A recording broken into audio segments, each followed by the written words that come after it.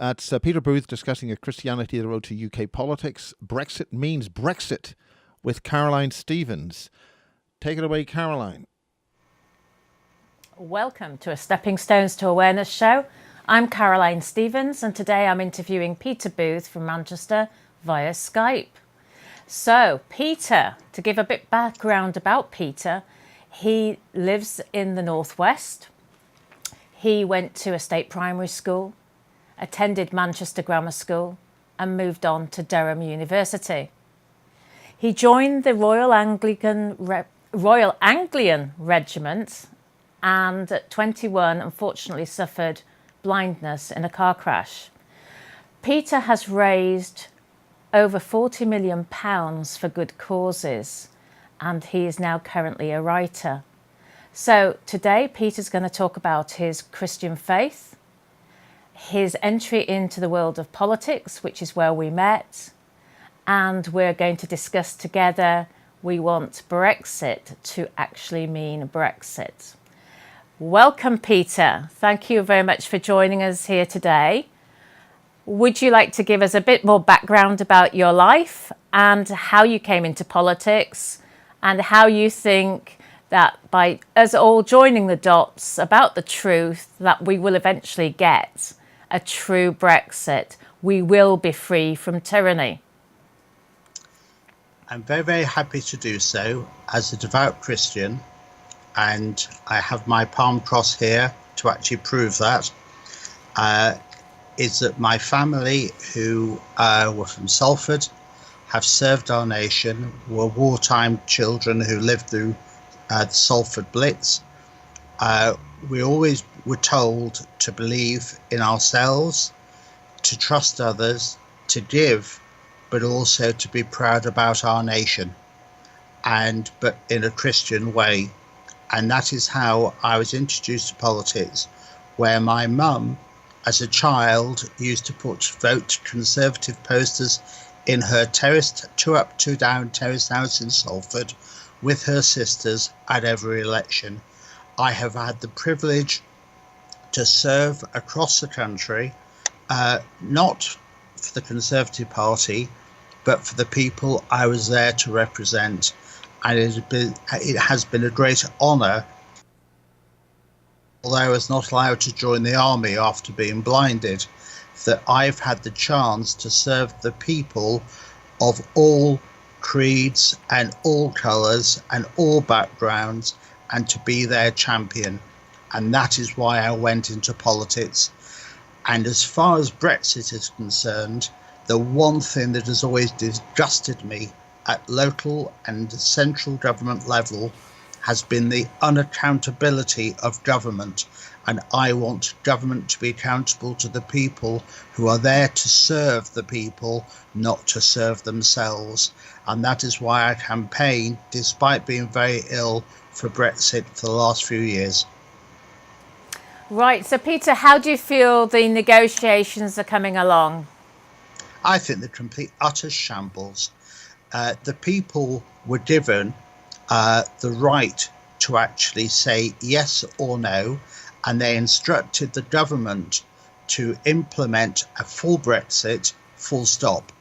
Parliament was not involved in that decision-making process, and Theresa May, who I've met on many occasions, and she's not a bad person, but she's like a sardine in a shark's nest at the moment. She hasn't got a clue what she's doing. I think they're complete and utter disaster. And if we actually talk about a divorce settlement, we should be talking about the 1.3 trillion that the European people owe us for having given them freedom over the last 500 years. And I've done the calculations really, really well. I'm a historian. I got full marks in my Maths A level, and I know what I'm talking about here. I think it's a shambles. And Audi are making people redundant. And I've got lots of very, very close friends. I was educated in Paris. I speak fluent French. Two of my closest friends are Dutch. I have no xenophobic motivation whatsoever, but I believe that we're a global player in a world that doesn't speak French, it doesn't speak German, but it speaks English. Now, I wonder why that's the case. Well, I tell you, as you know, I've just returned from the continent, and I love going to the EU countries. But there's no doubt about it.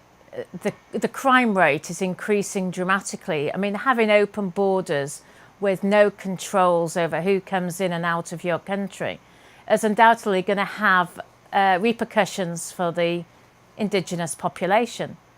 And, you know, returning back to London, an Indian taxi driver picked us up from the airport and took us back, and he said the house break-ins now are on such a phenomenal scale, from people just being able to fly here, coach it here, break into people's houses, and away they go. It's actually, it's not being reported widely. I mean, it's impacting us dramatically, isn't it, Peter?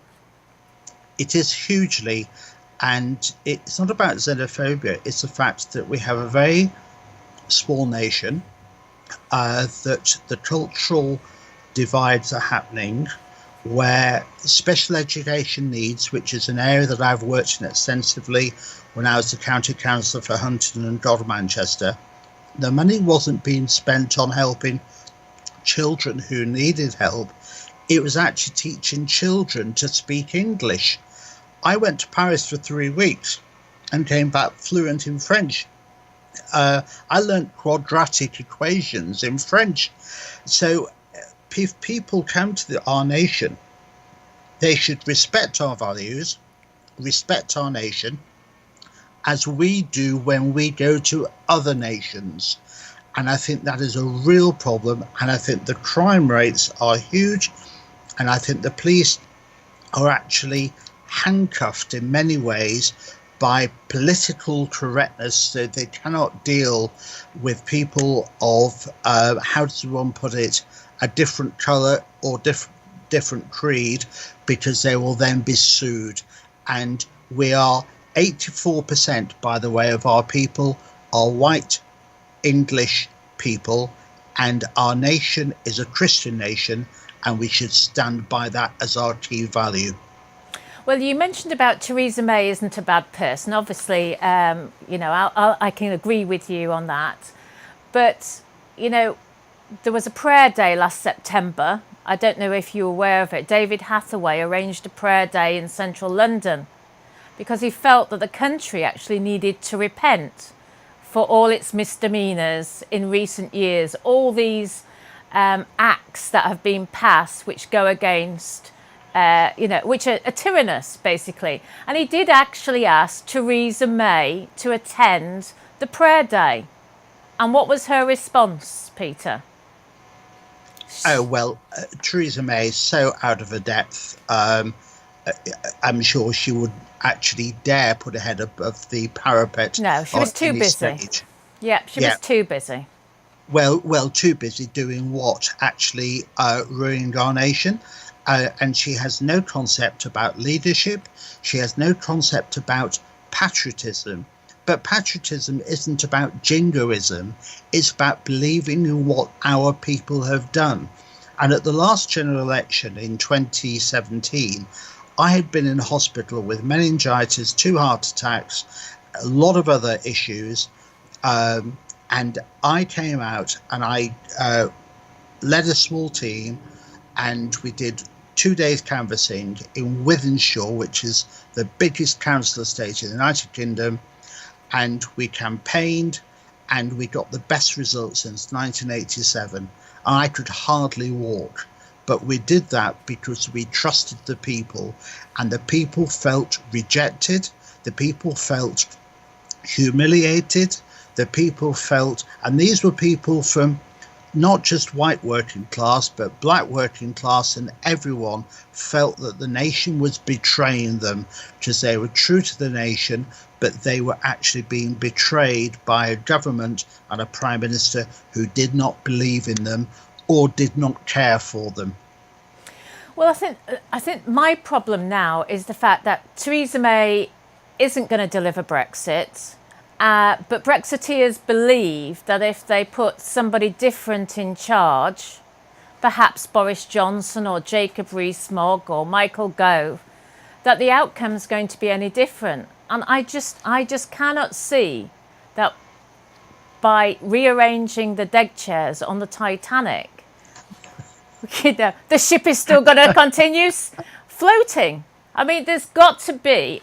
The Parliament is now abiding by them being sovereign, and we are just serfs. We've got a constitutional crisis. You know, we a lot of Brexiteers in particular, I would say, focus on the personalities. Forget the personalities. It's a constitutional crisis. All our MPs are in the same boat insofar as they are ignoring the will of the people. They are not giving us democracy. They are just, what can I say? It's just different shades of grey. Well, 100%. I have served as a Conservative Party parliamentary candidate, first ever disabled person to be selected to fight a target seat in open competition. I've been an association chairman, I've campaign director, etc. I was only my membership lapsed when I was critically ill in the hospital, and I was only told I could rejoin the Conservative Party if I no longer criticised any Conservative Member of Parliament, Prime Minister, Minister, Councillor or officer. And I told them where to put it. And I think that's a real patronising attempt to destroy freedom of a bright person and freedom of a people. And I believe that our two-party system has failed in our nation, that they are historic. It was the Whigs and the Tories, and it's now no one knows who it is. And I think we need a new way forward of people who are free-thinking, who actually believe in people, believe in our nation, and believe that democracy should be accountable. And that is the only way we can go forward. And I think the Conservative Party and the Labour Party, which I have no time for, and who knows who the Lib Dems are. I think I've met one of the two of them. We just need to go forward with a new way and a new plan for our great people. Well, yeah, I mean, Peter, I was just thinking yesterday, I mean, we both worked on the Leave campaign, although we didn't know each other at the time. We saw these politicians and aspiring politicians and MEPs going out in their boats and on the stage and you know, talking in front of us and saying how they would change things. And here we are again, seeing MPs taking to boats, throwing fish into the water. Don't you get that déjà vu feeling? We've been here before, and the system is totally unfit for purpose. What are we going to do about it? I actually think that it's always been a mistake that power has been based in London. It has been an economic disaster for our nation. Westminster as a building is sliding into the sea. I've been in the House quite a few times. What I believe is that members of Parliament, well, I think there's got to be a massive radical change in the whole nature of our constitution. The House of Lords is not fit for purpose. Who are they anyway, and what have they done? End of story. Get rid of them. And as for members of Parliament who actually pontificate, you're not going to get the best people in the world to serve in the House of Commons when you can actually be a minor partner of a top four firm of accountants earning £500,000 a year when you're a member of Parliament earning £80,000 a year. So we're actually not getting the best in our nation in the House to take things forward. And it's also this media focused, it's so frustrating. It's all about gimmicks that we have today in terms of how we actually sell a message. People want the truth. And when I campaign in Wythenshawe, which is the largest council estate in the United Kingdom, and I said, look, this is what we're doing. And they said, well, we've never seen a candidate here before. I said, well, she stood next to me. And they were thrilled to be able to talk to someone who was actually, it was Fiona Green, absolutely brilliant candidate. And yet we were engaging with people. And at this point in time, it's all about glitz and glamour. It's about, the whole thing has just gone wrong. And I think Oliver Cromwell, I think, would have a few words to say today about how our future should go forward. And by the way, he was from Huntingdon, and I did represent Huntingdon too. And William, well, I'm from Yorkshire, and William Wilberforce was from Yorkshire, so that's the God's own county. Talking about politics in councils and being an MP, I know I stood for council in 2013, but I wasn't content to be just stood on the doorstep talking about bus stops.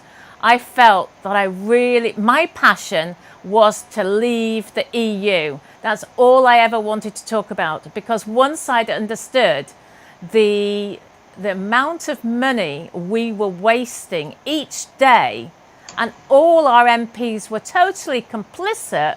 If you remember, thinking back to 2013, nobody used to talk about the EU. None of our MPs used to talk about the EU. It was only, I suppose, really when UKIP sort of gained popularity and they took to the road, which is when I came across the EU and the loss of sovereignty issue. And I had no idea. But now that people are awake, we need to keep them made aware of all the things that are wrong with our parliament. So, you know, our MPs still do not talk about us being taken in to the EEC without a mandate. They are doing deals along with our civil servants behind closed doors. I only saw, was it a couple of days ago, I believe Jacob Rees-Mogg is supporting the Canadian super deal. That's the trade deal which allows the globalised population, the globals, to be in charge of our governments even more than they are today. So if the best Brexit MPs are not listening to the people, they don't care about us, they're making the money from the City of London, where do we go from here? We have to have 650 new MPs, scrap the EEC Act 1972, remove 90% of the civil servants. What else? Oh, do you want me to start where I'd like to begin? I think the whole thing is complete shambles. I know from my network, if I can say that, and this is part of the problem actually that government has and opposition has, is that we have attorney generals and solicitor generals who are, well, if they were good, they would be earning several £1 million a year, but they're not. So they're actually in the House of Commons and misadvising ministers and shadow ministers, as I know has happened, and I have evidence of that, about the impact of EU legislation, which is absolutely appalling, and I think it's actually treasonable. I would actually, as far as the House of Commons is working, where it's not working, full stop. I've worked as a county councillor in Huntingdon and Godmanchester in Cambridgeshire. I was instrumental with a friend who was in the Lib Dems, and he was thrown out of the Lib Dem party because he spoke out of line. And we had 4 directors removed, including the chief executive, which was quite interesting. No one spoke to us thereafter, but we had honour and we had honesty. I think what we have to do is to show the people that government is there to serve them. And the reason that we have a real dilemma in our democracy and our nation at this point in time is that young people feel that when they look at politics, they think it's disrespectful and unaccountable. Older people, like my elderly mother, who is a wartime child, feels betrayed. And those who have served in the armed forces feel that they've actually served but for nothing. And I think there's a real sense of betrayal. I think that's a key word here. And how we go forward, I do not know. But we've got to change massively how everything works at all levels of government, because so much money is spent and the civil service is a sanctimonious, overpaid group of pompous individuals who think they know more and patronize the people. And you said 90%, I would say 100%, and I'd just get rid of all of them. So, I mean, what could be the result? By the end of the year, beginning of next year, we could end up with a situation where we're forced into another general election. And that means the next parliament isn't necessarily, hasn't to answer to the people from this parliament. So they could just basically abort the whole referendum result, couldn't they? That's a very, very good question. I think the answer is what's going to happen, and this is my supposition as a historian, a long time, lifelong Conservative supporter until I was told I couldn't actually think or speak again. So I rejected that. I think there's going to be, as that's happened in Scotland with the SNP, which I don't approve of, but they've showed it's possible. I think there's going to be a new party that will take the nation forward, and I think that no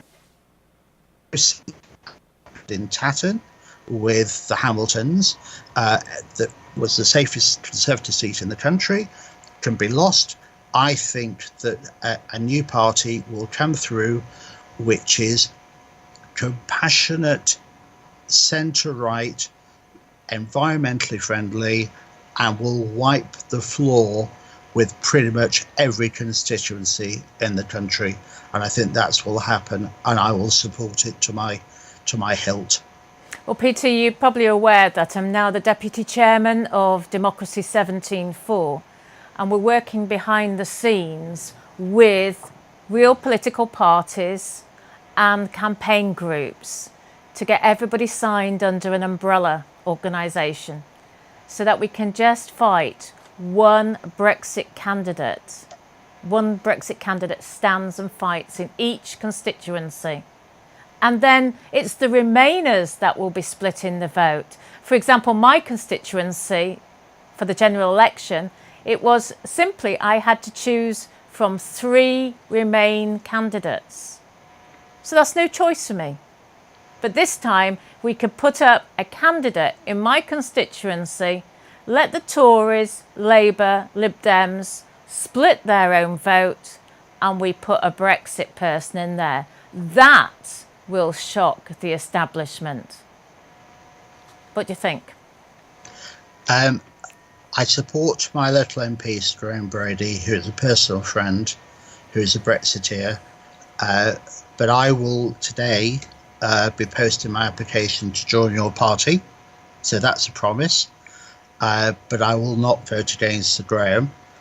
But as far as I'm concerned, the Conservative Party, the exception of a very few number of individuals who are honourable, such as Penny Mordaunt, Johnny Mercer, and David Liddington, I think the vast majority are not fit for purpose, and we've just got to take the whole nation forward, because at this point in time, there's a massive betrayal of people of people's lives, people's freedoms, people's optimism, but also there's a humiliation of who we are as a people. And you mentioned William Wilberforce before. You know, we were the nation that actually stopped the slave trade, and yet we're the ones being vilified for the slave trade. We're the ones who actually gave the Commonwealth, which was not an empire, but we gave people freedom and funded it. We are people who are extremely generous and open-minded, intelligent. 50% of the world's inventions last century came from people in Britain. A friend of mine, his father invented fiber optics, the black box, and Pascal language, amongst other things. You know, we are incredible people, and it doesn't matter whether you went to Eton or you went to Eastbourne or you went to the local college or didn't go to school after 14. We have an initiative and a passion in our nation and a commitment to freedom, integrity, and above all else, a belief in supporting one another. And that is why I'm proud to be British. Well, you mentioned Johnny Mercer, and he's a military man, isn't he? Yeah, he is. But he's not able to stop, and he's not able to highlight the fact that our British government is signing us up to military unification. So really, these people are of no use to us. We might as well discard them, whether they're good people or not. They are hamstrung into a corrupt system which whips people in Parliament, and people become like the nodding dogs and they obey their masters. It's just a pantomime, Peter. Come on, we must be waking up and smelling the coffee by now. I know that. I was, the 3-line whip is 3 lines put on the whip card, and it is something I think is totally immoral. I think the whole nature of how Parliament is done is historic. Who the Speaker, I have no time for Bercow whatsoever, who the hell he thinks he is. But it also means that people in councils, as I felt when I was in Cambridgeshire, we were forced to actually keep members of whichever party by voting against our conscience.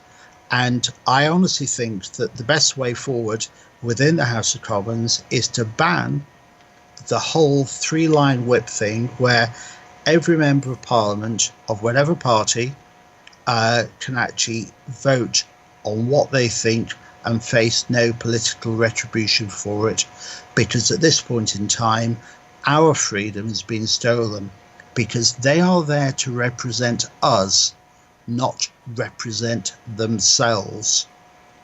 Not represent the big banksters and the globals with... 100%. Absolutely. And actually, talking about the North and talking about Yorkshire, we had William Wilberforce, who was a big key player in removing slavery. We've got Christians Against Poverty based in Yorkshire, and their plan, their mission is to stop the enslavement of people to the big banks and debt. So let's see what us Northerners can do together to free the people from the tyranny of the EU. So on that note, Peter, is there anything else you'd like to add? Is there anything you'd like to tell the viewers today? And then we can follow this conversation up with another one in a few weeks' time. Thank you ever so much indeed. And first of all, can I just say thank you for the honesty, courtesy and courage that you have shown in your campaign for freedom with honour. My belief is I believe in people. My mum left school at 14. My dad left school at 15.